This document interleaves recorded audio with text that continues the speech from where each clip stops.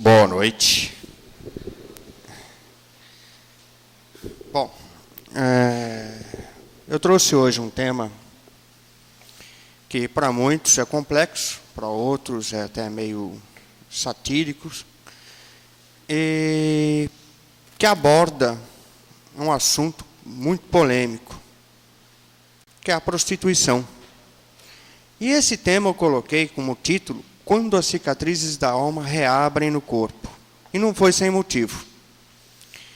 Partindo da ótica espírita, portanto reencarnacionista, onde nós notamos, percebemos e aceitamos que a evolução do homem, através da evolução do espírito, nas suas diversas reencarnações.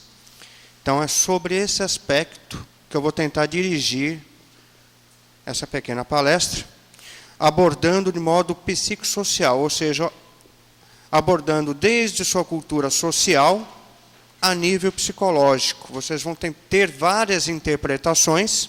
Eu não estou aqui para julgar, a própria doutrina nos ensina a não julgar ninguém. As atitudes nossas serão elas questionadas ou não por nós mesmos no amanhã. Então, vamos dar início definindo o que é prostituição. Que ela pode ser definida como a troca consciente de favores sexuais por interesses não sentimentais, afetivos ou prazer. Apesar de comumente a prostituição ser assim relacionada à troca de sexo por dinheiro, isso não é regra, tá? A prostituição ela pode ser troca de favores. A pessoa cede sexualmente em troca de informações, em troca de objetos, em troca de favores especiais. Então, existem diversas formas de se prostituir, não apenas monetariamente. Então, temos que atentar quanto a isso, porque muitas vezes a desinformação a respeito da prostituição se refere apenas ao dinheiro. E tem muitas jovens aí que se prostituem por vários motivos e não por dinheiro.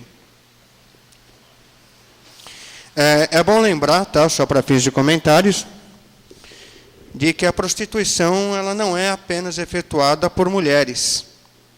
Também é efetuada por rapazes, homens, tá? Tanto no sentido homossexual como no sentido bissexual. Mas também é comumente praticada por homens. Gênero masculino. Vamos iniciar a nossa palestra, a nossa conversa de hoje, a respeito de uma pesquisa, que vai me focar essa pesquisa a prostituição infantil, e vocês vão entender por quê. Uma pesquisa feita pelo Ministério de Saúde e da Universidade de Brasília indica que 40%, e esse número eu até achei pouco, eu acho que é muito mais, tá? Mas oficialmente saiu 40%, as prostitutas com 19 anos de idade estavam nessa profissão há no máximo 4 anos. Ou seja, afirmam terem começado a se prostituir com aproximadamente 15 anos de idade. Nós sabemos que isso, hoje, está meio desinformado, meio desatualizado.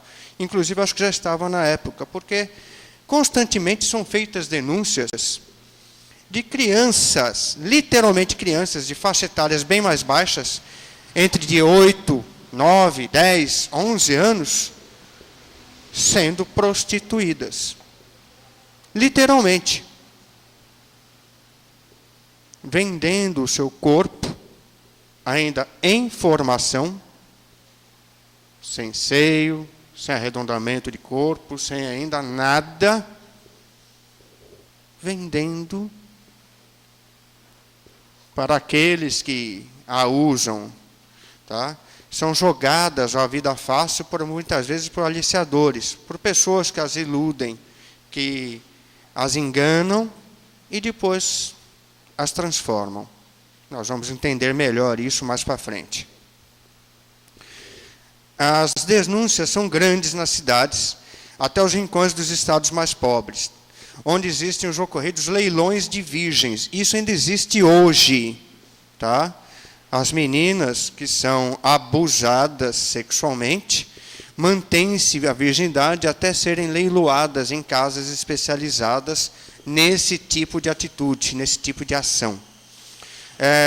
E são frequentadas por juízes, políticos, promotores. Isso há pouco tempo, não faz nem 6 anos, houve aí uma repercussão muito grande numa cidade do interior. Se eu bem me recordo, acho que era de Curitiba, que não me recordo, não vou dar nome aos bois, porque eu não me lembro a cidade, mas havia juízes envolvidos, havia promotores envolvidos nesse tipo de leilões. A exploração sexual infantil está presente em quase 17%, 16,88% dos municípios brasileiros, ou seja, 937 municípios, dentre os 5.500 cidades pesquisadas. O quadro mais grave, para variar, é no Nordeste.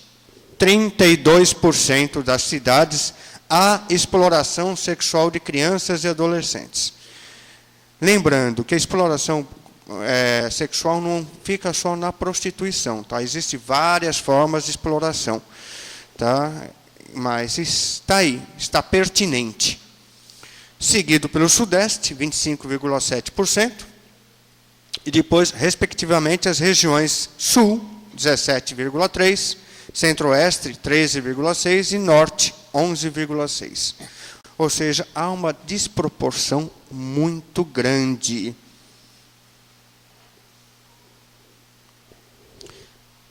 Vamos, então, agora entender como tudo começou. E eu vou cavocar lá no fundinho do baú, lá na pré-história. Bem lá longe. Onde os homens faziam sexo por instinto. Onde eles pegavam as suas fêmeas, por assim dizer, davam a catimbada na cabeça, jogava debaixo do braço ou acima do ombro, e levava para a caverna e fazia as suas relações. Escolhiam suas mulheres por instinto sexual, não importava a idade. Pegava meninas, moças, senhoras, não importava. Saciando sua gana, sua sede, estavam ali serviciando-as. E saciavam seus desejos. E as mulheres eram submetidas a esse tipo de ação. Estava implicitamente na cultura da época. As mulheres eram subjugadas, algumas até se deixavam ser atacadas para que houvesse assim a relação. Com o passar do tempo, o sexo passou a ser para a procriação. Sim, é lógico, as mulheres ficavam grávidas. E a vida em sociedade começou a surgir. Começaram-se a formar as sociedades e, é claro, com ela, a família. O homem passou a viver em família. Havia relações afetivas. Mas isso não quer dizer que havia monogamia. Ou seja, embora houvessem famílias, o homem ainda ia procurar outras fora. Ele, quando não estava contente, ou estava com seus instintos mais aflorados, ele simplesmente procurava outras mulheres. E isso até hoje ainda acontece. Nós sabemos muito bem disso. Até hoje, muitos homens saem fora das suas relações familiares, dos seus casamentos, para ter relações extraconjugais. Está ali, ó, raiz lá atrás. E também, lembrando que o Brasil é um dos vários países monogâmicos, mas existem muitos países que são poligâmicos, que existe a poligamia. O Oriente Médio, por exemplo, é um país onde o homem pode casar com várias mulheres.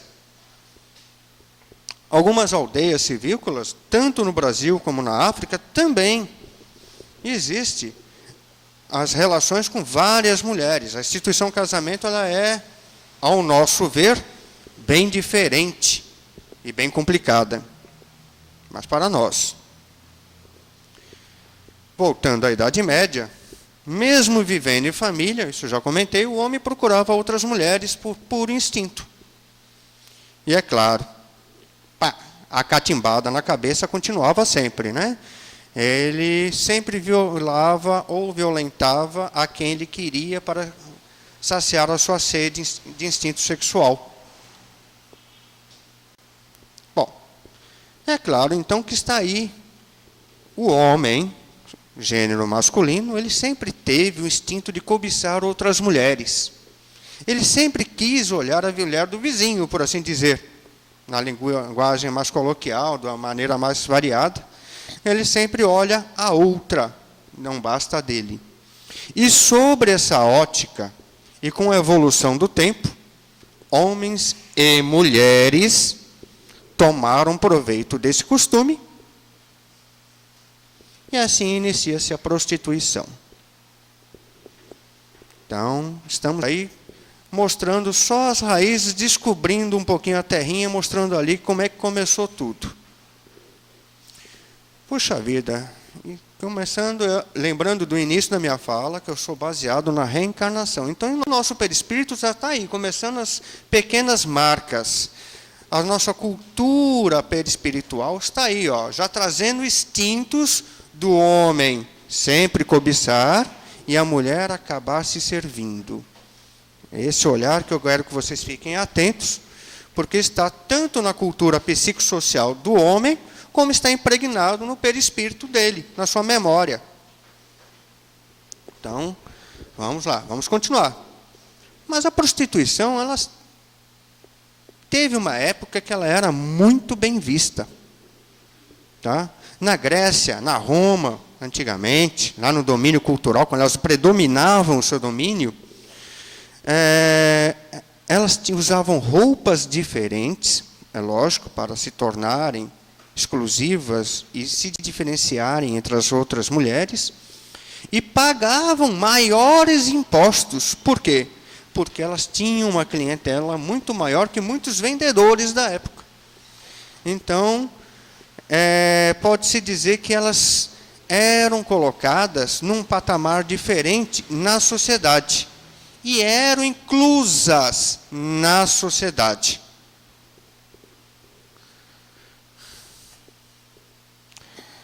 Aquelas que não usassem a roupa diferente eram severamente punidas, a maioria eram mortas.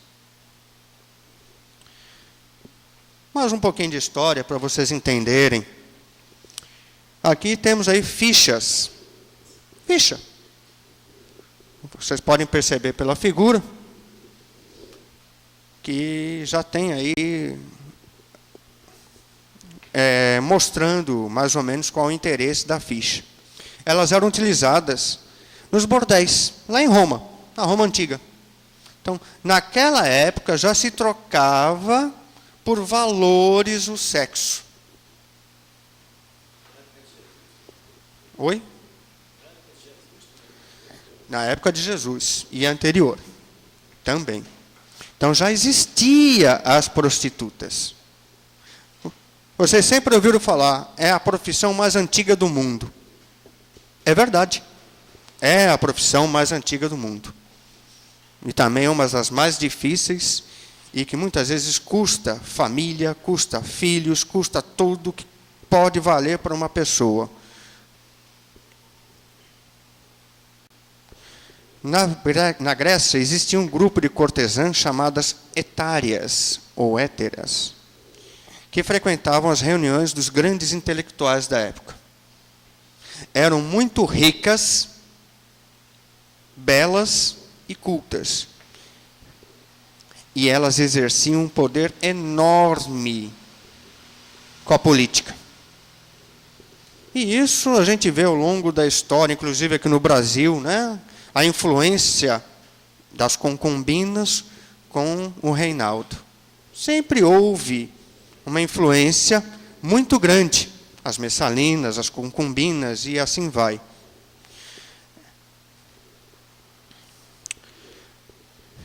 Em muitas cortes, o poder das prostitutas era tão grande, elas tinham tanto conhecimento do poder e das questões de Estados, que em alguns locais chegava a ser regulamentada a prostituição.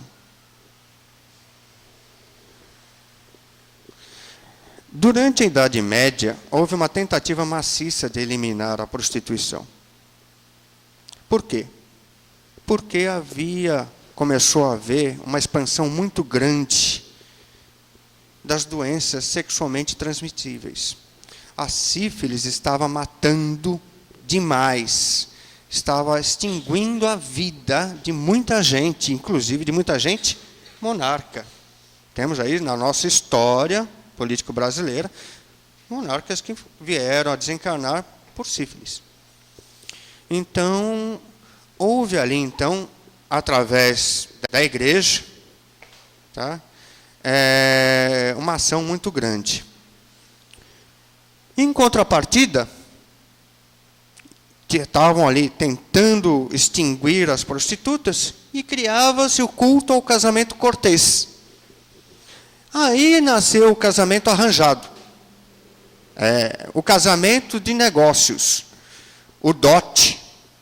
Você casa com a minha, ou melhor, seu filho casa com a minha filha, e aí teremos um bom negócio amanhã. Eu fico com a sua parte do café, você fica com a minha parte da cana-de-açúcar, a gente monta um império graças a esse casamento de interesses. E assim foi durante muito tempo. Ou seja, abafando a prostituição, porque ela sempre existiu e continua existindo, e mantendo uma forma, porque, ao meu ver, pelo menos, é uma forma de prostituir, sim. Você está trocando o corpo da sua filha, por um bem material. E é bom lembrar, é bom que não se esqueça, que nos séculos passados, séculos XVI, XVII, XV, XIV, XIII, as crianças eram tratadas como adultas. Elas não eram tratadas como crianças. Não existia infantil, não existia brincar com coisinhas de criança. As crianças, a partir dos 8, 9 anos de idade, já começavam a trabalhar. A do sexo feminino já começavam a participar da vida em casa e até de casamentos. Quantas mulheres não casavam com 14, 15 anos de idade? Já estavam ativas para o sexo. Inclusive, algumas já eram usadas em orgias, a pedido, inclusive, dos próprios pais, por dinheiro, nas regiões mais pobres. Então, a prostituição sempre esteve aí. Mesmo com crianças consideradas adultas. Eram mais um motivo para usá-las como prostitutas. Quando houve a reforma religiosa, no século XVI, que apareceu o chamado puritanismo, começou uma reforma total, onde a alienação, literalmente, começou a ser feita contra a prostituição. E usavam tudo que a tinham na mão, principalmente os dogmas e a tradição dos trechos bíblicos. Ou seja, usaram de todas as formas, inclusive através da Inquisição, tentar excluir, dizimar e acabar com as prostitutas. Todavia, na Revolução Industrial, a coisa voltou. Tá? Por quê? Porque houve ali, na Revolução Industrial, um crescimento de prostituição. As mulheres que tinham que somar a força de trabalho acabavam se cedendo para patrões, para chefes, para as pessoas que lhe comandavam nos serviços, para que conseguissem melhores salários, melhores benefícios. Tá? E acabou expandindo novamente a prostituição. E começou, já estamos aí já falando pleno século XX praticamente, século XIX e XX, o tráfico de mulheres. Aí fica mais oficializado. tão oficializado que, quase já beirando o século XX, em 1899, século XIX ainda, acontecem as primeiras iniciativas para acabar com a escravidão e exploração sexual de mulheres e meninas. Ou seja, só em 1900 é que foram abrir os olhos e falar, opa, espera um pouquinho, nossas crianças não, nossas moças não.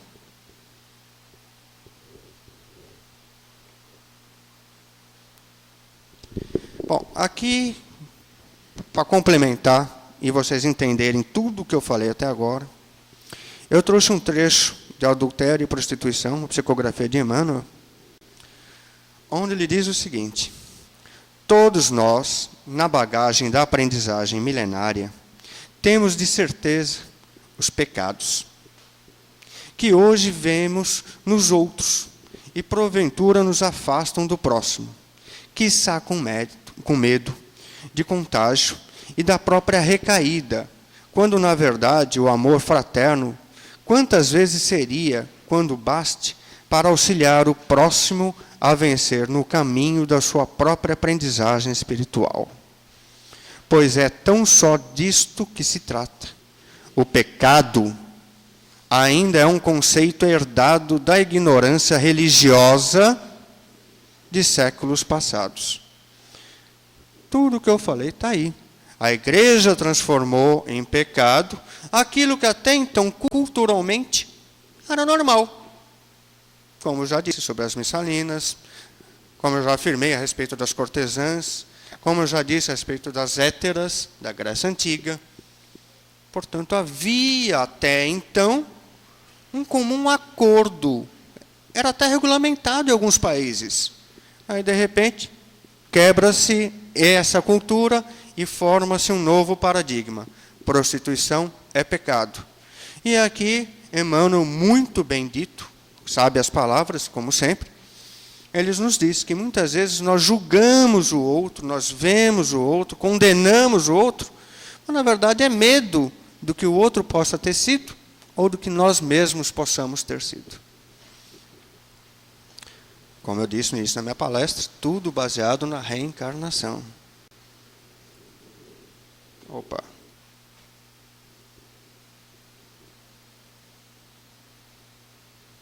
Bom, vamos mudar o foco um pouco e sair da história.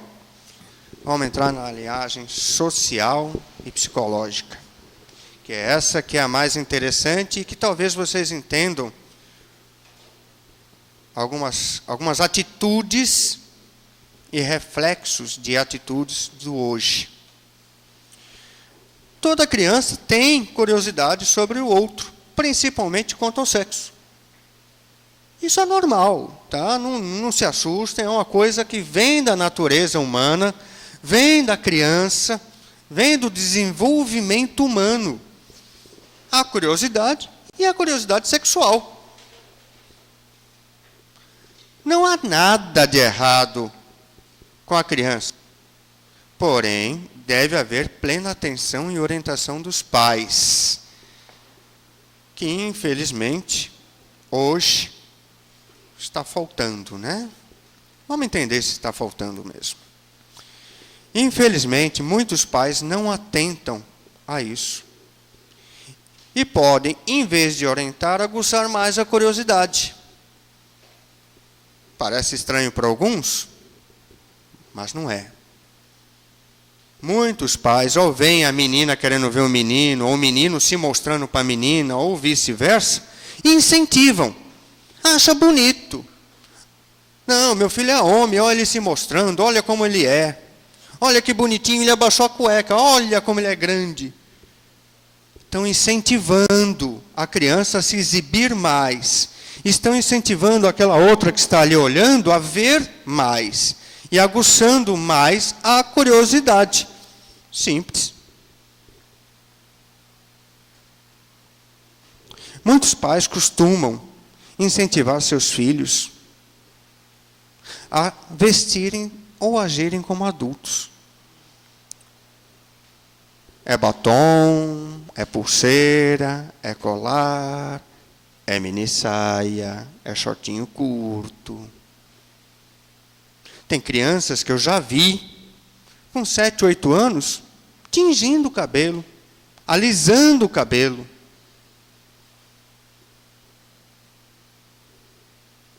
Portanto, existem pais que acham que as crianças podem e devem agir como adultas. E tem muitos pedófilos que também acham a mesma coisa. Já dei a dica, né? Aqui, Jean-Jacques Rousseau, em 1780, nos diz isso, ó. A natureza quer que as crianças sejam crianças antes de serem homens. Se quisermos perturbar essa ordem, produziremos frutos prematuros que não terão nem madureza nem sabor, e não tardarão a se corromper. Teremos doutores infantis e crianças velhas. A infância tem maneiras de ver, de pensar, de sentir, que lhes são próprias. E enquanto não entendermos isso, estaremos corrompendo nossos filhos, nossas crianças, e dando margem a quem quer que isso aconteça. Quem quer que isso até piore.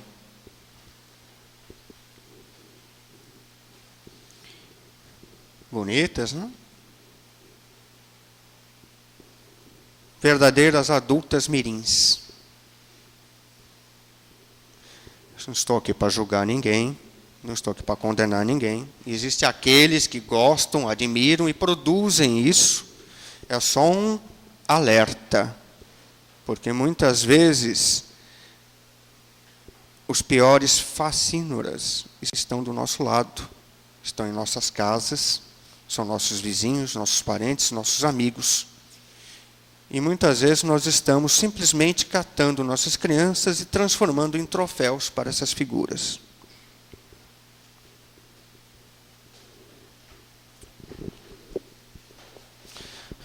Adenauer de Novaes, psicólogo, espírita, diversos livros publicados. Ele nos dá essa mensagem que é muito verdadeira, muito verídica. Porque hoje nas novelas está assim, nos comerciais estão assim, tanto pela mídia visual quanto a mídia escrita, como a mídia auditiva, estão assim, estão formando pessoas que, por assim dizer, estão alienadas às imagens e falas e acabam se tornando aquilo que não são. Transformam-se em alguém que foi produzido. Vocês veem aí pessoas, artistas de novelas, vendendo uma imagem para vender roupa, pulseiras, relógios, perfumes. Agora, isso é o mínimo, porque as atitudes de infidelidade, de roubo, de assassinato, também está ali na mídia, pronto para a criança assistir e participar. Então, vamos à leitura do que nos diz nosso amigo Adenauer de Novaes.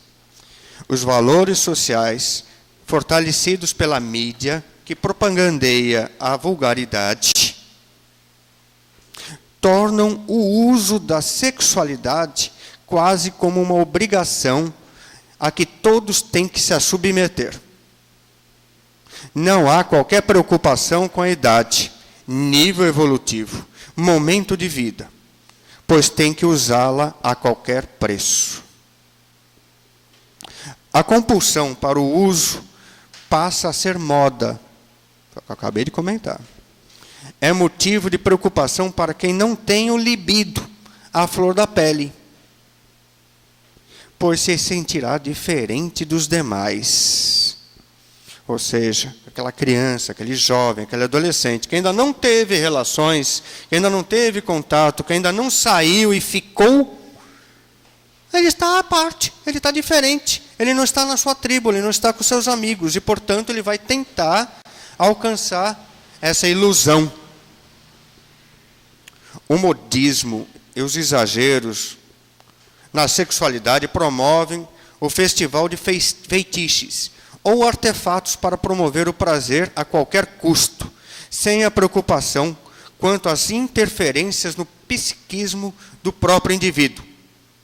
O feitiço, enquanto instrumento de ampliação do prazer, passa a se tornar, com o tempo, imprescindível e determinante para o seu alcance a liberação do desejo compulsivo, até que, mais tarde, se torne também indispensável, levando o indivíduo às novas e cada vez mais alucinantes aventuras. Bom, só nesse dito aqui do nosso amigo psicólogo Novaes, vocês já entenderam 80% do que está acontecendo. A mídia, as formas de interpretação que você tem e que você passa, faz com que você se torne aquilo que querem que você fique e se torne. Temos aí novelas mostrando roupas curtas, pessoas falando palavrões implícitos. Tem um senhor chamado Fernando Saussure, que falava muito a respeito da linguagem subliminar. Como é isso? Hoje eu não quero que ninguém me denigra. Você está me denigrindo, senhor Toscano. E o que tem a ver denigrir? Eu ficar negro tem alguma coisa errada?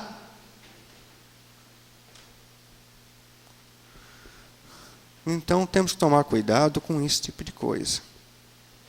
Porque a fala nossa e a violência simbólica tão bendita por Pierre Bourdieu nas imagens nos traz esse tipo de ação e reação.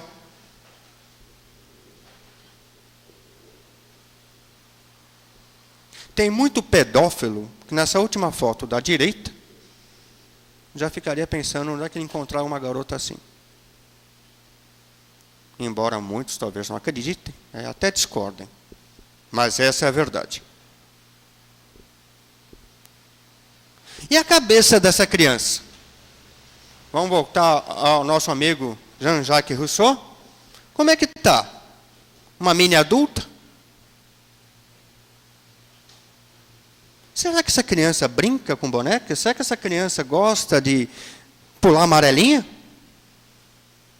Ou ela quer desfilar, quer posar para foto, quer logo começar a arrumar seu namoradinho e ficar com 8, 9, 10, 11 anos? Aí a gente volta ao meu início da palestra. Crianças com 8, 9, 10, 11 anos se prostituindo. Será que tem alguma ligação? Vocês lembram da dança da garrafa? Eu vou abordar a dança da garrafa porque já não está mais tão em vigor, mas existe hoje muitas outras danças aí, tem o tal de quadradinho de 8 e etc. aí, que eu não vou entrar em detalhes, mas se alguém lembra aí da dança da garrafa, ela é incentivada maciçamente pela mídia. E todo mundo dançava. As mulheres do Brasil inteiro imitavam. Né? Todas elas. E o que tinha de mãe incentivando suas meninas a dançarem também, não vou colocar não. Mas tinha. E não eram poucas não. Assim como tem o tal de quadradinho de 8, parece que está tendo agora, né? A mulher vira de ponta cabeça no chão e fica dançando. Nada contra. Mas temos que tomar cuidado com o que nós ensinamos aos nossos filhos e o que nós incentivamos. A curiosidade infantil, que é aquela das primeiras fotos que eu mostrei, que é normal, que a criança tem na sua natureza humana, com a desatenção dos seus pais, ou seja, com os pais não dando atenção ou não orientando corretamente, só podem servir para uma coisa: instigar os pedófilos e os aproveitadores. E aí, dá-se início ao aliciamento. Então, entendam vocês que eu estou cavocando desde lá da pré-história, voltando aqui, já estamos hoje nos dias atuais, e lembrando que essa mesma criança que tem essa curiosidade sexual, ela foi aquela moça que levou a catimbada do pré-histórico, que depois foi prostituta numa corte e que hoje está com curiosidade sexual. Portanto, está aberta a sua psicossfera, o seu perispírito está cheio de marcas, e aí vem um cruel aliciador. E se ela não tiver a orientação muito bem feita na sua casa, ela vai voltar ao século XVI, XV, XIV. Isso eu já comentei aqui. Devemos nos atentar que os pedófilos eles convivem muito próximo de nós. Isso é um alerta que eu costumo ficar repetitivo, porque normalmente o pedófilo não é aquele cara da outra cidade, nem o do outro bairro. Normalmente é aquele teu vizinho. Normalmente até convive com nossa casa. Então, quando vocês pedirem para suas filhas dançarem a dança de garrafa, cuidado, que o teu vizinho pode estar olhando com outros olhos. E não é para a garrafa. A pobreza, o desamparo, são fatores que facilitam o aliciamento. Nós vivemos numa sociedade onde existe, sim, muita pobreza, muita criança na rua, crianças abandonadas, literalmente, pela família, pelos pais, e que estão ali sujeitas a muitas coisas. Drogas, se tornarem ladras. E é lógico, as meninas, a sua grande maioria, não vou dizer que são todas, sempre tem exceções, porque graças a Deus somos todos espíritos, todos nós temos cargas o bastante para sabermos termos discernimento e falar não. Porém, um dos maiores fatores que eu identifiquei nas minhas pesquisas é o incentivo a drogas. Ou seja, muitas pessoas pegam essas crianças e as viciam, as tornam drogadas. E elas acabam, é claro, se prostituindo para sustentar o vício. E esse dinheiro da prostituição é usado para quê? Para o tráfico e para as drogas.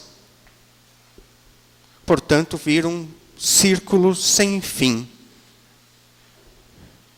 Então, prostituição e tráfico de drogas têm correlação. Muitas prostitutas, e isso é uma verdade, infelizmente, graças a Deus não são todas, elas perdidas nos seus próprios filhos, aliciam, os seus próprios vícios aliciam seus filhos. Usam o corpo das crianças, porque o seu próprio já está tão consumido de drogas, tão doente, que ela tem que vender o que ela tem de melhor para lucrar e pagar as suas drogas. Ela tem de melhor? Voltamos lá àquelas crianças que são até leiloadas quando são virgens.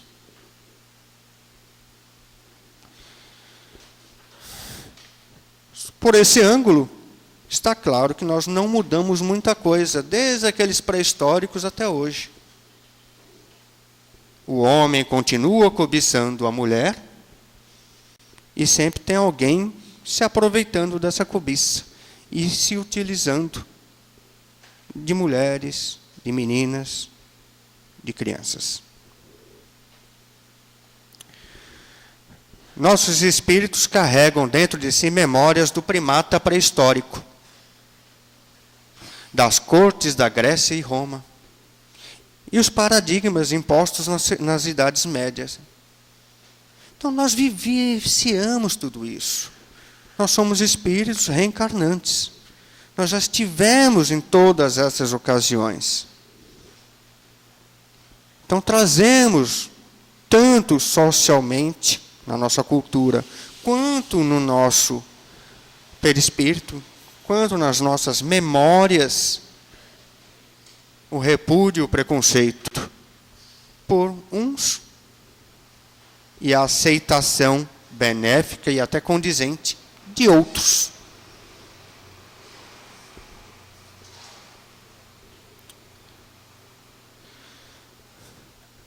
a família contribui muito para essa ótica desvirtuada da sexualidade.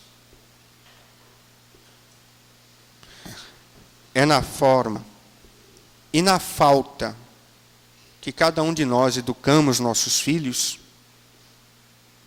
é que podemos estar formando pessoas fora da moral e bons costumes, hoje eticamente comprovadas. Prostitutas. Os filhos, homens, antigamente, e ainda hoje, eram criados e são criados, principalmente aqui no Nordeste, como um macho. Vá atrás das gurias, das meninas, das cabrinhas. Tinha até se não me engano, era o Chico Anísio que satirizava isso. Soltava os seus cabritos e prendia as cabritinhas. Pois é. Já as filhas, o sexo era tabu. E ainda hoje é por muitos pais. Não se fala em sexo, não se comenta a respeito disso.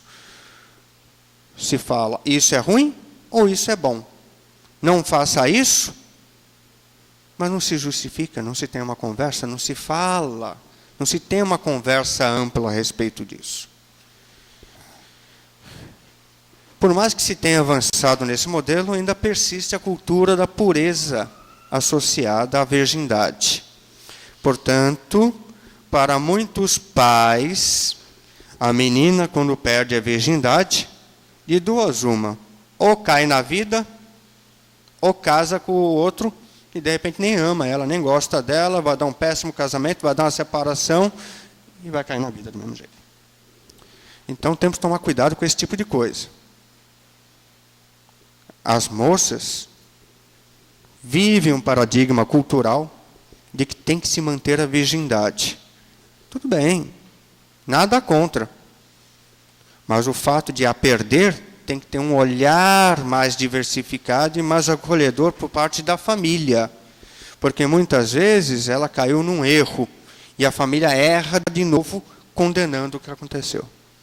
Acho que o apoio é fundamental, o entendimento é fundamental e aí se encontram saídas, que essas sim também são muito fundamentais. A educação familiar formal ainda abrange essa temática, ou seja, da virgindade. E a jovem que vai se descobrindo, eu vou explicar agora tudo que eu disse, a jovem que vai se descobrindo como mulher, a moça que não teve aquela informação dentro de casa, do pai, da mãe, da tia, do tio, ela vai procurar na amiga, na conhecida, na televisão, nos programas de rádio. E aí, como disse lá o psicólogo Adenauer de Novaes, ela vai entrar nas fantasias da mídia e vai ficar presa nos paradigmas impostos pela violência simbólica. Vai começar a usar o shortinho curto, vai começar a abusar das suas vestimentas.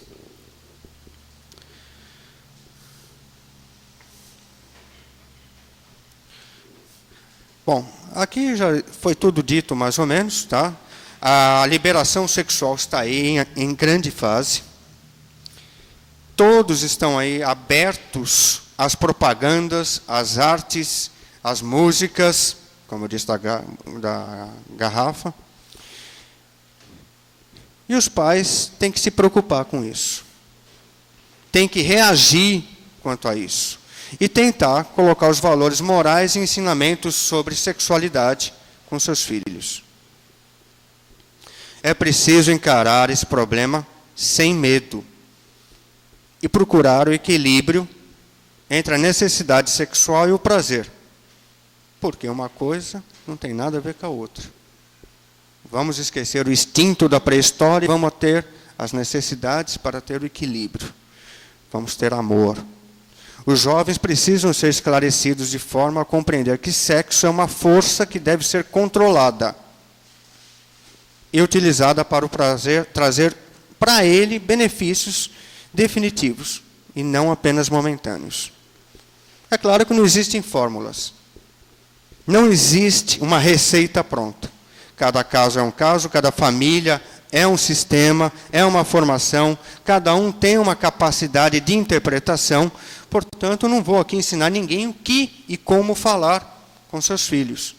Mas cabe aos pais terem esse discernimento e terem, sim, essa conversa no decorrer de toda a infância, para quando chegar na adolescência, pelo menos parte dessas perguntas já terem sido respondidas e eles não terem que procurar com amigos.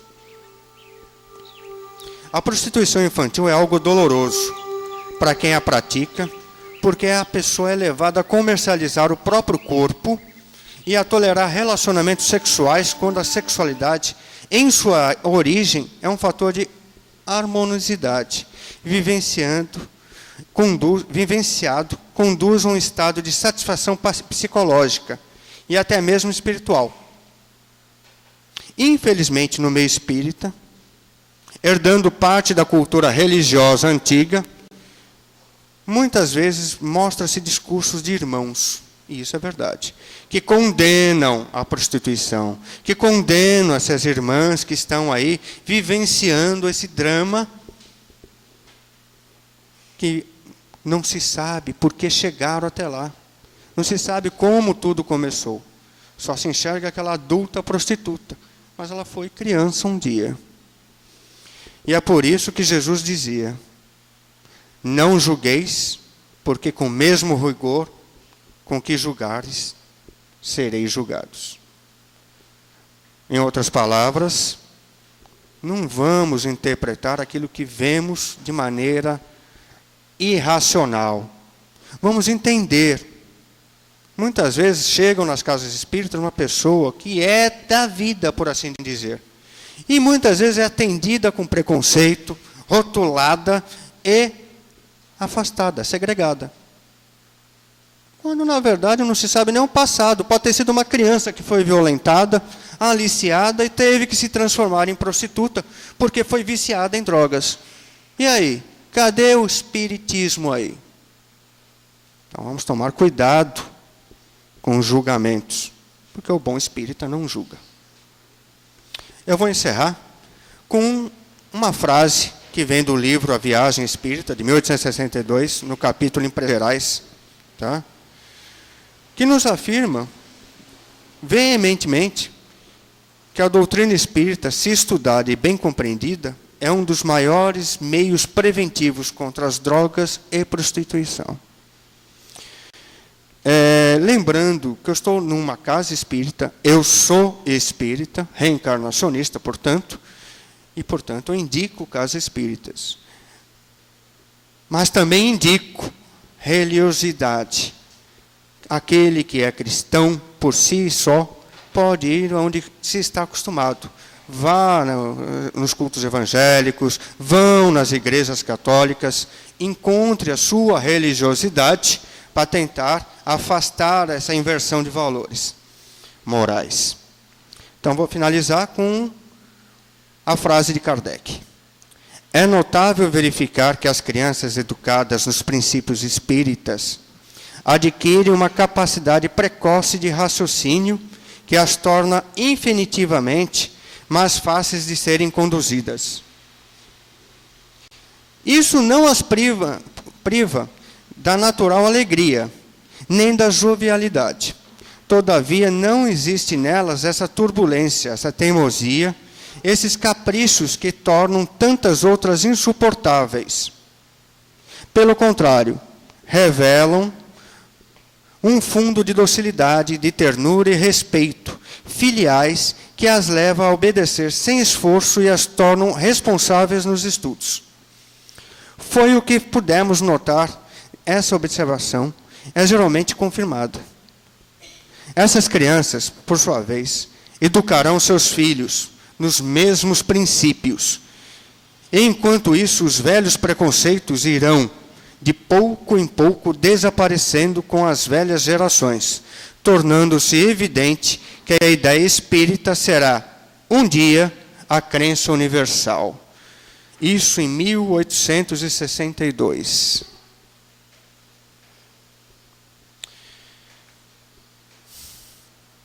As crianças não têm ideias religiosas, mas têm experiências místicas. Experiências místicas não é ver seres de outro mundo. É ver o mundo iluminado pela beleza. Rubem Alves. Obrigado a todos.